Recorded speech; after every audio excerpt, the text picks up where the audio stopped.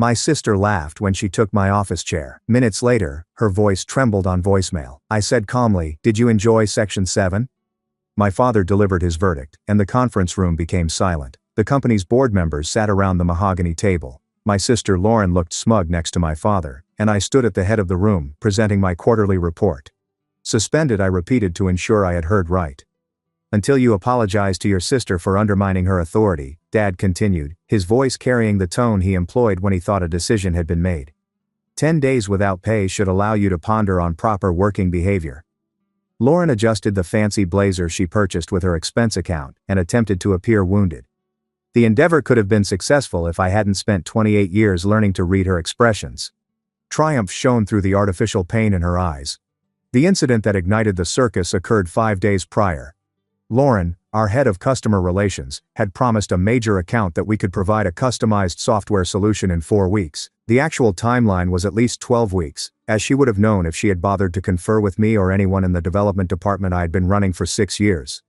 I'd emailed the client with the realistic schedule, copying my father as CEO and Lauren as a courtesy. Professional, simple, and required to avoid a lawsuit when we failed to keep her absurd promise.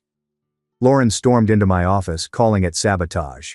Now here we were, with Dad taking her side because he always did. All right, I said. Everyone appeared surprised by how simple my solution was. Dad was clearly prepared for an argument, having spent the morning mentally rehearsing his ideas about family loyalty and line of command. That's it. Lauren could not keep the astonishment out of her voice. You are not going to fight this? You want me suspended? I am suspended. You want an apology? You will get one. I gathered my presentation materials with steady hands. Is there anything else, or can I go clean up my desk for the next 10 days? Dad frowned, clearly perturbed by my cooperation. Well, expect you back on the 18th, ready to move forward professionally. I nodded and went out, ignoring Lauren's happy smile and the board members' uneasy shuffling. After witnessing this family drama develop during what should have been a typical business meeting. For the past 6 years, my office had served as my sanctuary. Floor-to-ceiling windows overlooking downtown Portland, and the walls displayed my Harvard degrees as well as awards earned by the development department under my direction. One shelf was packed with photos of my staff celebrating new product releases. Another had prototypes of every project I had overseen from conception to completion. I had created something here. During my tenure, the development department tripled in size, and revenue for our division surged by 300%. I'd hired great talent, implemented systems that other organizations have since replicated, and fostered a workplace culture in which employees desired to come to work. My father launched Sterling Tech Solutions 35 years ago, growing it from a 2-person operation to a corporation with 250 employees and clients across North America. He'd worked 16-hour days, sacrificed relationships, and thrown everything into making it a success.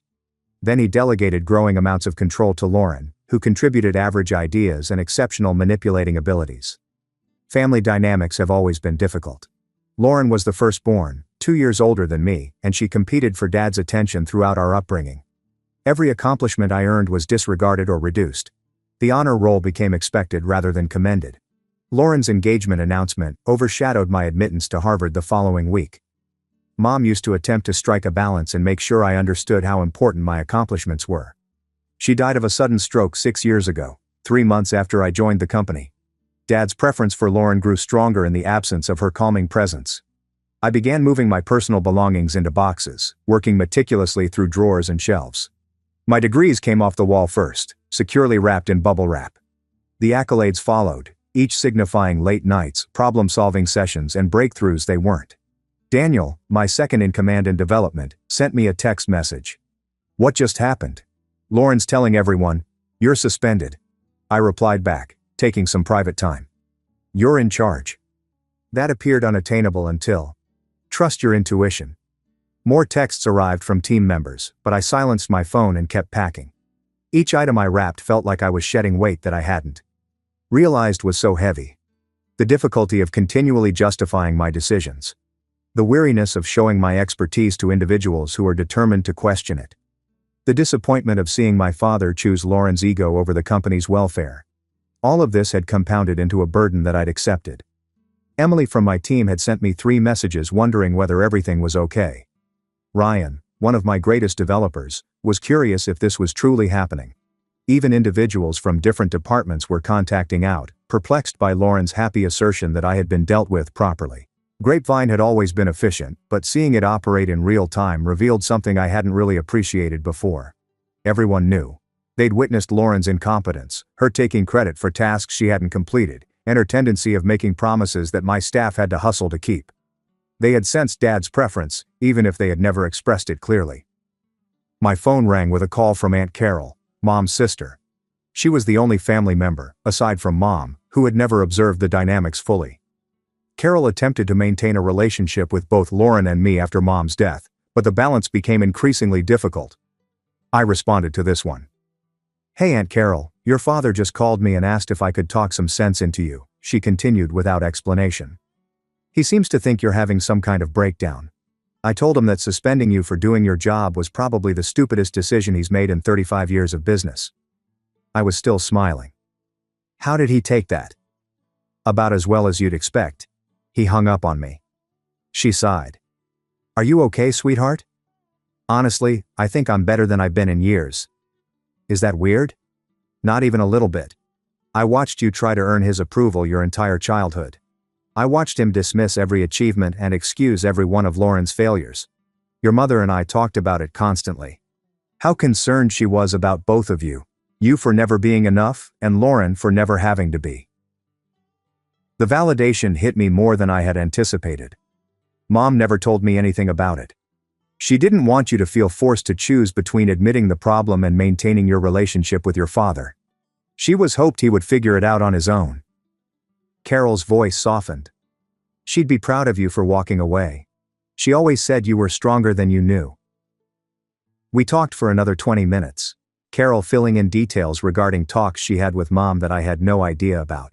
My mother had apparently been documenting the favoritism for years, keeping a journal of how Dad treated Lauren and me differently. She meant to confront him about it later, but the stroke came first. "Do you still have Mom's journals?" "I asked you." "I do. She asked me to keep them safe. She told me. Someday you might need to know you weren't imagining things." Carol paused. "Do you want them?" "Yeah, I think I do." After we hung up, I sat in my empty office, reflecting on all the years Mom had quietly watched the imbalance, seen my pain, and recognized the harm being done. To compensate by becoming my champion, applauding my she-attempted achievements when Dad refused, and listening to my complaints when I couldn't express them anywhere else. Losing her had removed the only barrier between me and the full extent of Dad's favoritism. The past 6 years without her had been increasingly difficult. Each episode became more distressing as there was no one left to validate my reality. The framed photo of my colleagues from last year's holiday party went into a box. The absurd "World's Okay Boss" mug I'd received as a prank gift was wrapped in tissue paper. Beneath a stack of technical documents, I discovered a card handed to me by the team 2 years ago, when we met an impossible deadline.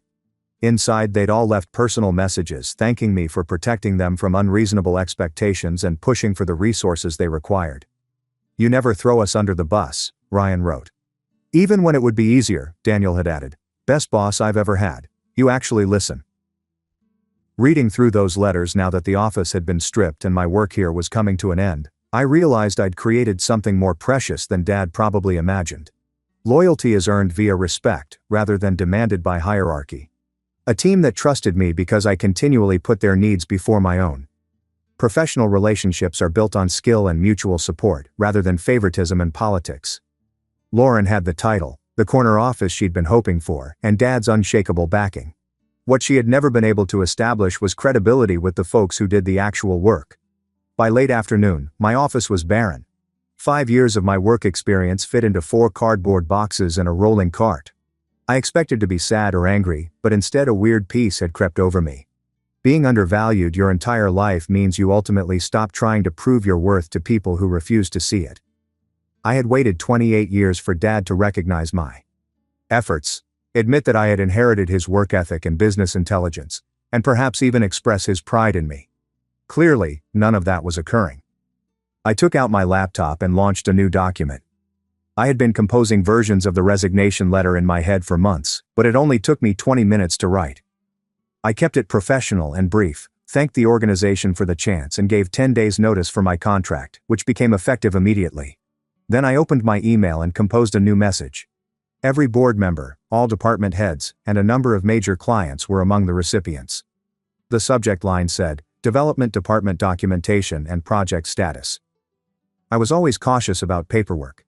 Every project included thorough files defining timetables, resource allocations, budget considerations, and technical specs.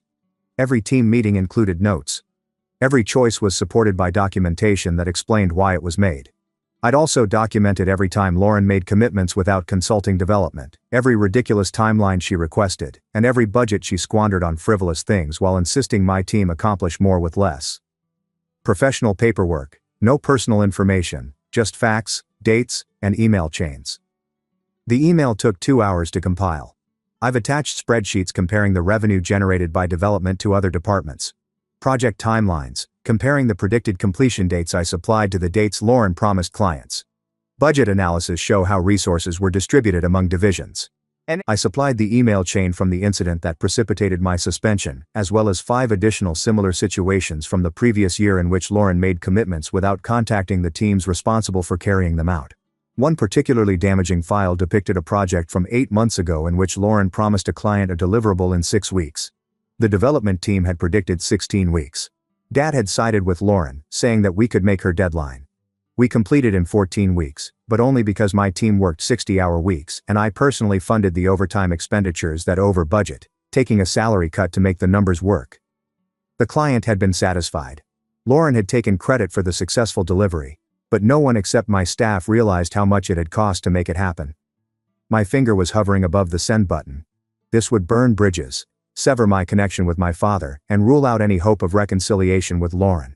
Everything I established here would be reduced to a cautionary story about family enterprises and ineffective management. I pressed send. The second email was sent to a recruitment business with whom I had previously communicated 3 months earlier, when I first considered quitting. They'd approached me about a post directing the technology division at a competitor, but I gently declined due to family loyalty. It's funny how quickly loyalty disappears when it just goes in one direction. Hello, Rachel. I am ready to talk about the potential we discussed in August. If the post is still open, I may begin immediately. The third email was addressed to a lawyer I spoke with last year about contract specifics. Paul, I need to go over the non-compete clause in my job agreement. Can we meet tomorrow morning? I knew what the clause said because I wrote it myself during the company's legal restructuring 4 years ago. It banned me from working for direct competitors for 16 months, but the definition of a direct competitor was limited enough to leave me with many possibilities. The contract also featured elements I insisted on that other employees lacked, such as complete vesting of my stock options regardless of job tenure and a severance payment that kicked in under certain conditions. Being suspended without cause qualifies. By 6 o'clock, my office was empty and my car was full. I took one final look at the space that had been mine. Then I went away without looking back. The house I bought 3 years ago was in a peaceful community about 20 minutes from the office. Small by executive standards, but mine, paid for with money I earned rather than inherited. The payment was affordable, the garden was tranquil, and the neighbors were pleasant without being bothersome. I carried the boxes inside, drank a large glass of wine, and sat on the couch with my laptop. The responses to my documentation email have begun to arrive. The first came from Michael Brooks, the company's lead attorney. Call me immediately, said board member Thomas Reed. We need to discuss this information. Can you come in tomorrow? 3 clients copied my email to their account managers, asking about project timelines. 2 of them expressly expressed worries about commitments Lauren had made. Daniel from development. Holy, is this real? Everyone's freaking out. I didn't answer to any of them. Instead, I opened a bottle of better wine and ordered some Thai food, feeling lighter than I have in years. The phone rang 47 times that evening. Dad called 12 times. Lauren dialed number 8. Michael Brooks called every 30 minutes, like clockwork. I let them all go to voicemail. The texts became increasingly frenzied. Dad's first voicemail was irate, asking that I call him back soon and accusing me of being unprofessional. His second question was perplexing, asking what I felt I was accomplishing. The third was almost imploring, stating that we needed to discuss this sensibly. Lauren's messages resulted in threats. She accused me of attempting to damage the company, being envious, and betraying the family. Her final voicemail was filled with sobs, stating that I was ruining all Dad had created. The irony was almost humorous. I'd spent 6 years helping Dad build something, but Lauren had spent the same time relying on his reputation and making mistakes for others to clean up. Michael Brooks' words were more measured but more urgent. The legal consequences of the documents I'd supplied appeared to have become clear, and he wanted to talk about my objectives. That night, I got the best sleep I'd had in months. The morning came with prolonged silence from me and continued chaos from everyone else. The calls had expanded into text messages, emails, and even a visit from my father's secretary, who asked me to contact the office. I replied with one group text to Dad, Lauren, and Michael. Rachel from the recruitment business called at 7:30. I'll be in at 9 to collect my final belongings and submit formal paperwork. No discussion is required. The position is still open, and after seeing your portfolio, they want to fast-track the interview process. Can you meet with the CEO this afternoon? Absolutely. Paul, my lawyer, made the second call.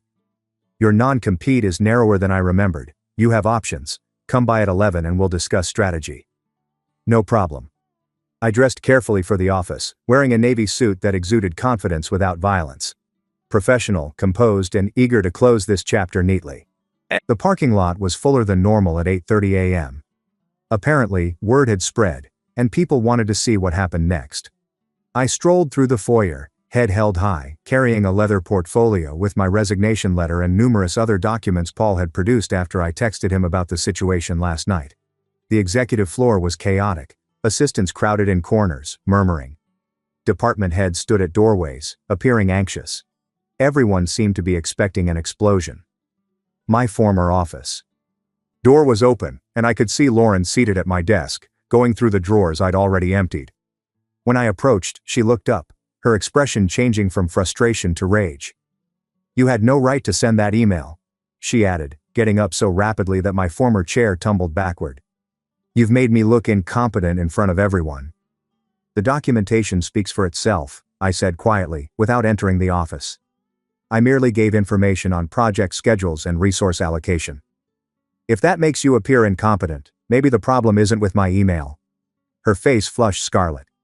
Dad's going to fire you for this. You've destroyed any chance of coming back. I'm not coming back, I said, holding up my portfolio. I'm here to make it official. Footsteps echoed down the corridor. Dad appeared, with Michael Brooks close behind him. My father appeared to have aged 5 years overnight, with his face drawn and his suit rumpled in ways I had never seen before. My office now, he said. He turned without waiting for a reply. Actually, the conference room would be more appropriate, Michael Brooks explained gently. This has moved beyond family matters. The identical conference room where I was suspended yesterday suddenly had a completely different vibe. The board members were not present, but Michael had brought along a paralegal who set up a laptop to record the events. Before we begin, Michael cautiously stated, I need to clarify that this meeting is being documented for company policy regarding employment matters. Dad appeared to want a fight, but Michael's gaze stopped him. My father might run the company, but smart executives listen to their lawyers during potential legal situations, I replied, sliding the letter across the table to my father. I'm resigning effective immediately. Per Section 7 of my employment contract, suspension without documented cause triggers the severance provision. I'm also exercising my stock options per Section 12, which allows immediate vesting upon voluntary departure following disciplinary action deemed inappropriate by outside counsel. He had clearly read my contract and was aware of the specific sections I was addressing. You wrote those provisions yourself during the restructuring, Dad explained slowly, a realization dawning on his face. I did. At the time you called me paranoid for including them. Turns out I was just prepared. Lauren had followed us to the conference room and is now standing in the doorway. This is blackmail. You're trying to extort the company. Exercising contractual rights is extortion? Michael inquired gently. These are provisions she negotiated in good faith 4 years ago, and the company agreed to them. How much? Dad's voice had become flat, the tone he used to calculate company losses. The severance package is 5 months' salary. The stock options are currently valued at approximately $400,000 based on yesterday's evaluation. I kept my voice level and professional. I'll also need my complete personnel file, documentation of all projects I led, and references from the 3 board members who served on the development of her site committee. And if we refuse, Lauren's fists were tightly clasped. Then I refer you to Section 19, which outlines the dispute resolution process. It involves arbitration, which would be expensive, time-consuming, and public. I saw my dad's gaze. I'd prefer to handle this cleanly. I've already secured another position. I'm not interested in dragging this out or causing additional damage to the company. Additional damage? Dad asked, his voice rising. You sent confidential information to clients and board members. You've undermined your sister's credibility. You violated about a dozen policies regarding information disclosure. Actually, Michael abruptly responded. The information she shared was project internal communications. Nothing confidential, nothing documentation and proprietary, nothing that violates her contract or company policy. I've reviewed everything she sent. It's all factual reporting of project statuses and business decisions. The paralegal was silently typing, recording every word of the talk. Why? Dad eventually asked, and for the first time, his tone was fatigued rather than furious. Why would you blow up everything like this? You suspended me for doing my job. You sided with Lauren when she made promises she couldn't keep, and you blamed me for being honest about realistic timelines. I kept my voice calm, refusing to allow emotion enter. Yesterday wasn't the first time, Dad. It was just the final time. So you sabotaged the company. I documented reality. If reality is damaging, maybe the problem isn't with my documentation. Lauren sounded disgusted. You're just mad because Dad gave me a leadership position. You've always been jealous that I'm older, that I got to work with him first, that he trusts me more. I couldn't hold back my laughter. Trust. He trusts you to make promises you can't keep. He trusts you to take credit for other people's work. He trusts you to prioritize your ego over the company's success. That's enough, Dad exclaimed forcefully. You're right, it's enough. I stood, gathered my portfolio. Michael, I'll expect the paperwork for the severance and stock options by the end of business today. You have my lawyer's contact information. Wait. Dad's hand rose, a gesture that had always indicated stop. Listen, obey. We can work this out. Take a few weeks to cool down and we'll discuss how to move forward. There is no moving forward, not here. I approached the entrance and hesitated. You built something incredible, Dad. Sterling Tech was everything you dreamed it could be. You should probably figure out how to keep it that way instead of letting it crumble because you can't admit your favorite child isn't qualified for the role you gave her. Lauren's cheeks turned pale. How dare you? The Hamilton project launches in 5 weeks, I remarked, turning back to face them. It's the biggest contract the company's ever landed. Development has been working on it for 8 months. Daniel Kim is leading the team, and he's brilliant, but he needs support from management who understands technical realities. I glanced straight at my father. Lauren told the client that they may have additional features beyond the scope of the initial project. These enhancements would necessitate another 5 months of development and double the present budget. The client believes they would receive them in 6 weeks because that is what she told them. Michael Brooks' face became much pallid than Lauren's. The data is all on the shared drive, including Hamilton project scope specifications, timeline analyses, resource requirements, and an email exchange in which Lauren made promises without consulting development. I altered my portfolio. You can fire Daniel for telling you the same truth I did, or you can fix the situation before it turns into a lawsuit. It's your choice. I walked out while they were still processing that. The elevator journey down seemed strange. I'd been working in this building for 6 years, traversed these hallways hundreds of times, created relationships and projects, and had a career I was proud of. Everything ended because I revealed the truth and refused to apologize. My desk had already been emptied, but I paused at development on my way out. The team was gathered around Daniel's office, evidently having witnessed enough drama to put together what was going on. You're really leaving? Emily, one of my senior developers, seemed stunned. I am, but you're in very good hands. I caught Daniel's glance. Trust yourself. You know what you're doing. Don't let anyone tell you otherwise. The Hamilton project, he began, is thoroughly documented. Stand firm on the timeline, and don't let them push you into making promises you can't keep. I addressed the entire crew. You're the best developers I've ever worked with. You built something incredible here. Don't let anyone diminish or take credit for your efforts. There were tears, hugs, and promises to remain in touch. I meant every assurance I gave them, but I also realized that going out that door meant cutting most of these ties. People would feel torn between allegiance to me and loyalty to the organization. Most people would prefer the firm because that's where their paychecks came from. The lobby seemed like a challenge. Employees I'd worked with for years watched me go, some with sorrow, others with curiosity, and a few with hardly veiled pleasure at witnessing executive drama. I got to my car before the shaking began. Adrenaline had gotten me through the confrontation, but now the reality of what I had done hit me. I resigned my work, severed ties with my family, ruined my connection with my father, and promised never to talk to my sister again. Rachel from the recruitment business texted me, and my smartphone chimed. "The CEO wants to meet with you at 2. Send me your portfolio."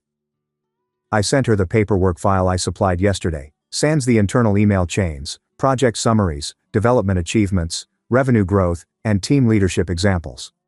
My career was reduced to a PDF that strangers could analyze to determine whether I was worth their time. Paul, the lawyer, called as I was driving out of the parking lot. "Michael Brooks just contacted me. They want to negotiate." "Nothing to negotiate. The contract is clear. They're worried about the Hamilton project. Apparently your assessment about the scope creep was accurate, and they're facing a potential lawsuit if they can't deliver what was promised. Not my problem anymore. They want you to consult through the project completion. Premium rate, flexible schedule, no direct reporting to family members." I was about to giggle. "So they want me to fix Lauren's mess while she takes credit for it. They want you to prevent a 7-figure lawsuit. The offer is compelling." "The answer is no." Paul was silent for a moment. "You're sure? This could be a bridge back if you change your mind later." "I don't want a bridge back, I want out." "Then I'll handle the severance negotiation. They'll probably try to reduce the stock option valuation, but we have documentation showing the accurate assessment." The day went by quickly. Meet with Rachel and her customer. Discussing the new role. Negotiating a salary and benefits package that exceeded my previous earnings at Sterling Tech. Tour their facilities. Introduction to the team that I would be directing. Conversation about the vision and growth strategy. By 5 o'clock, I had received an official offer letter with a 2-week start date. The severance paperwork had arrived at Paul's office by 6 o'clock. Michael had added a confidentiality agreement that prohibited me from mentioning the reasons for my leaving. Paul returned a new version that would prevent the company from denigrating me to potential employers or clients. They reached an agreement by 8 o'clock. The stock options were transferred before the end of business the next day. $400,000 was placed into my account. 6 years of accumulating equity was suddenly liquidated. With the severance package, I had enough financial buffer to take my time adjusting to the new role without stress. Dad called once more that week. I let it go to voicemail. His message was brief. "I don't understand why you're throwing everything away. Call me when you're ready to be reasonable." I removed it without replying. The Hamilton project collapsed just as I predicted. 3 weeks after I left, the client learned that the things Lauren had promised were not attainable within the initial timetable. They threatened legal action. Sterling Tech had to negotiate a settlement that included a partial refund and a 6-month extension of the deadline. Daniel called me amid the crisis and asked for advice. I talked him through the technical solutions, assisted him in preparing a presentation for the client, and guided him through unpleasant meetings with management. He handled it well, but the harm to Sterling Tech's reputation had already occurred. 2 board members have resigned. 3 clients transferred their business to competitors. The company's valuation decreased by 18%. Lauren was relegated from customer relations to special projects, a meaningless term that kept her on the payroll without granting her ability to make promises. Dad engaged an outside consultant to help revamp the management team. The consultant's report appears to include critical appraisals of nepotistic hiring practices and insufficient accountability mechanisms. I learned about this through professional networks and former colleagues who reached out despite the obvious awkwardness. The shot and Freya should have been rewarding, but instead I felt sad. Sterling Tech had been something exceptional, and seeing it falter felt like losing a love that should have succeeded, but never did. My new position exceeded my expectations. The team was talented. The corporate leadership really listened to technical assessments, and nobody expected me to clean up the damage left by incompetent family members. 6 months in, we had launched 2 key products and signed contracts with 4 Fortune 500 businesses. I purchased a larger home, adopted a puppy, and began dating someone who worked in a completely different profession and had no link to technology or family turmoil. Life progressed in ways that seemed healthy and sustainable. Dad paid an unexpected visit to my house a year after I graduated from Sterling Tech. He seemed older, smaller, and degraded in ways unrelated to physical size. "Can I come in?" he inquired. When I opened the door, I contemplated saying no, but curiosity won. "Sure." We sat in my living room, awkward stillness between us. My dog, Cooper, a rescue mongrel, looked at Dad suspiciously before lying at my feet. "The company's struggling," Dad finally remarked. "We lost 2 more major clients last month. Revenue is down 30% from when you left." "I'm sorry to hear that." "Are you?" He stared squarely at me for the first time. "You destroyed everything I built." "No, Dad. I documented what was already happening. You destroyed it by refusing to see reality." "Lauren made mistakes. Everyone makes mistakes. She made mistakes repeatedly, and you enabled her every time. You chose protecting her ego over protecting your company." He was silent for a long time. "She's my daughter. So am I." The words hung in the air between us, conveying weight that neither of us had recognized previously. "I know." His voice cracked slightly. "Your mother used to tell me I was too hard on you, too easy on Lauren. I thought she was imagining things, seeing favoritism that wasn't there. It was there. I know that now." He wiped his face tiredly. "The consultant's report was illuminating. Apparently I've been displaying systematic bias favoring the elder daughter while holding the younger to unrealistic standards." Her exact words sound accurate. "I came here to ask if you'd consider coming back, not to your old position. As COO, full authority over operations, seat on the board, equity stake that would make you a major shareholder." The offer hovered between us, intriguing in ways I hadn't anticipated. My father's company, the legacy he left behind, the chance to right the wrongs. "No." Dad's face fell. "Just like that. You won't even consider it." "I don't need to consider it. I have a position I love. Working with people who respect my expertise, building something new. Why would I go back to constantly proving my worth to people who've already decided I don't have any? Because it's family. Family should be the place where you don't have to prove anything, Dad. Family should be the people who see your value even when you mess up. You gave that unconditional acceptance to Lauren, but you never gave it to me."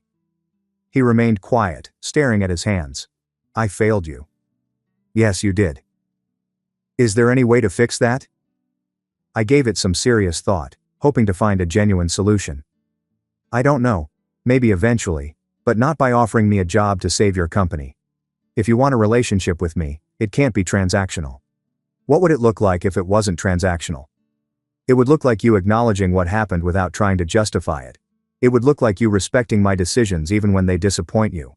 It would look like building something new instead of trying to resurrect something that's already dead." Dad nodded slowly. "That sounds hard." "Most worthwhile things are." He stood to leave, stopping at the door. "For what it's worth, I'm proud of what you've accomplished in your new position. I've heard good things about the work you're doing." "Thank you." The words felt insufficient yet real. "Can I call you sometime? Not about business. Just to talk." "Maybe, we'll see." He walked away and I closed the door behind him, leaning against it while Cooper leaned into my knees for silent comfort. The conversation should have ended, but it felt more like a beginning. Not necessarily reconciliation, but the prospect of something new based on honesty rather than obligation. Lauren never reached out. I learned through various routes that she had left Sterling Tech and went to California. Supposedly she worked in real estate, where her capacity to make optimistic promises could be beneficial. Sterling Tech continued to struggle, but eventually stabilized as a smaller, more focused corporation. Dad hired expert management and delegated responsibility for day-to-day operations. The corporation would never achieve the heights it once did, but it would survive. My career grew in ways I had never believed possible. 3 years after leaving Sterling Tech, I was hired to oversee innovation strategy for a major technology company with a global presence. 5 years later, I started my own consulting firm, focusing on assisting family businesses with succession planning and management changes. The irony was not lost on me that I became an expert in the very factors that had wrecked my connection with my own family business. Dad and I communicated periodically, painstakingly constructing something resembling a connection. We had dinner every few months, and our chats were safe from work, focusing on books, current affairs, and his reluctant attempts at retirement pastimes. He never apologized verbally, but his actions demonstrated progress. He came to my wedding 3 years after our living room talk, escorting me down the aisle and giving a toast that acknowledged his mistakes as a father without making the day about him. He sent birthday cards with handwritten comments rather than generic signatures. He inquired about my life with real curiosity, rather than seeking opportunities to provide counsel. It wasn't the relationship I desired as a youngster, but it was genuine and based on acceptance, rather than expectations. Looking back, my suspension was the finest thing that could have happened to me. It prompted a confrontation that I had been dreading for years. It pushed me out of a devalued situation and onto prospects for growth. The expense was substantial. Family relationships have shattered. A job that I had invested in but had abandoned was undoubtedly sacrificed for risk. But on the other side of that upheaval was independence, achievement, and the tremendous satisfaction that comes from not having to apologize for taking up space. Sometimes the most spectacular retaliation is just refusing to play the game anymore. Walking away does not mean giving up. It's acknowledging that your involvement in someone else's tale isn't necessary for you to have your own captivating story. My father wanted me to apologize in order to maintain peace and appearances. Instead, I chose honesty and accountability, even if it meant losing everything I had achieved with his company. The vacant desk and resignation letter symbolized more than just quitting a job. They symbolized choosing myself, respecting my expertise, and demanding respect rather than begging for scraps of praise. The lawyer's pallid expression and Dad's dying smile were not about company drama or familial treachery. They were about people finally seeing reality after years of denying to do so. I did not ruin Sterling Tech. I just ceased shielding it from the effects of its own malfunction. The company's difficulties after my departure were neither my obligation to avert nor my failure to accept. They were the natural result of poor management, cronyism, and a failure to put expertise over comfort. My sister smirked that morning because she believed she had won. She'd suspended me, showed her power over Dad, and put me in my place despite years of competence and accomplishments she couldn't equal. Victory, however, is not determined by who is suspended or favored. It's about who lives a life they're proud of, who surrounds themselves with others who recognize their worth, and who achieves success without undermining others. I got it now. A career I enjoy. Relationships built on mutual respect. A life in which my accomplishments speak for themselves rather than being continually compared to someone else's comfort. That is the real conclusion to this narrative. Not the dramatic departure, the company's troubles, or even the shaky reconciliation with my father. The ending shows me 5 years later, sitting in my own office with my own team, doing something significant without continually looking over my shoulder for approval that would never come. Sometimes you do not receive the apologies you deserve. People who should appreciate your worth may never do so. Sometimes family represents sorrow rather than support. But you always get to decide what happens next. You can continue to struggle for recognition from people who refuse to give it to you, or you can channel that energy into creating something new with people who already see your potential. I selected the latter and have never regretted it.